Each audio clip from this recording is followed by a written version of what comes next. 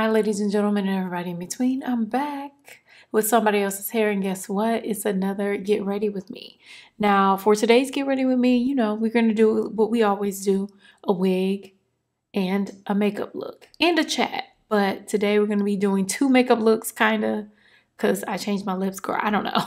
I was all over the place, but that's neither here nor there because first we have to get into this wig. I want to say thank you to Jessies Wig for providing this wig to me and sponsoring this video. This wig is a 613 ombre body wave wig. It's 24 inches long and it is a 4x4 closure.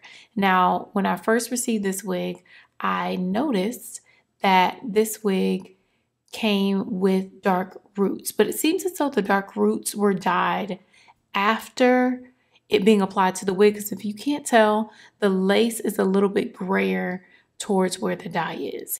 But first we need to flatten our hairline. I'm going to use the Shea Moisture mousse to flatten the hairline. I think it's a tea tree mousse. I think that's what it's called. And I'm also going to take my Dyson Flyaway flat iron to flatten that hairline. And that thing does wonders. Next, I'm going to take out some of those curls that we had in the wig because I just didn't really prefer those curls. This is what the wig looks like when it pops out of the box. So you may wash your wig. I didn't. I wanted to see what the wig was giving. You can see that the dye job is a little bit splotchy towards the back. You won't see that area, but it is splotchy. When I blow dried the hair, I also decided to trim the ends. This is blonde hair, so I already knew the ends was going to be giving very much Frito-Lay. And what I did was smooth them out a little bit. They're a little bit more like butter. So I did a little trim and a little bit of a cut after blow drying the hair. And I used my Revlon One Step to blow dry this hair. Let me tell you something. It be working wonders. I love that Revlon One Step. But as I worked through, I decided to trim it to give it more layers. And it actually ended up working out and looking really pretty. And the hair started to come to life a little bit more. When you see the hair, the ends look drier, but when you actually trim the hair, the hair comes to life. Look at it. It looks more lively and full. So I decided to flatten the hairline using my Andis hot comb. And I just flattened it backwards. And I did the same thing to both sides just to make sure we get that hairline to give very much hairline, if you know what I mean. After we flatten the hairline, we also have to flatten the part area because it was a little bit hyped up in that area. But next, we have to tint the lace. Now, I did not have to tint this lace. I wish I left it alone, girl. I don't know how to leave well enough alone. I used the Calendaric Lace Tint Spray, and then I blow dried it on medium heat just to set in that color. I also made another mistake and tinted it on the other side. Like, girl, what was I going through? I knew the lace was going to be dark, but you'll see how dark it was once I put it on.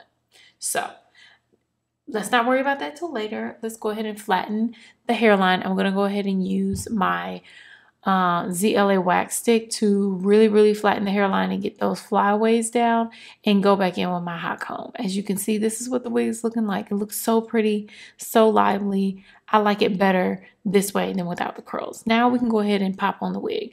I'm going to go ahead and use my wig grip, my GEX Worldwide wig grip. You can get it from Amazon. And now I'm going to pop on the wig. You can kind of tell what the lace is looking like. But once I cut it, that's when you really get to see it. So I'm just going to go ahead and chop off this lace. And that's where you get to see that line of demarcation. It looks like the dye that's on the hair is actually on the lace. I definitely needed like a dye remover because for my skin tone, it doesn't work. But we're going to go ahead and apply the wig anyway because why not, girl? We are here. I'm going to use the Even Wonder Lace Bond and put that on the forehead. I wish I removed some of the lace tint that I added, but we were able to work it out a little bit later. So I'm just going to go ahead and lay down the lace. The lace actually melts down really well. And if this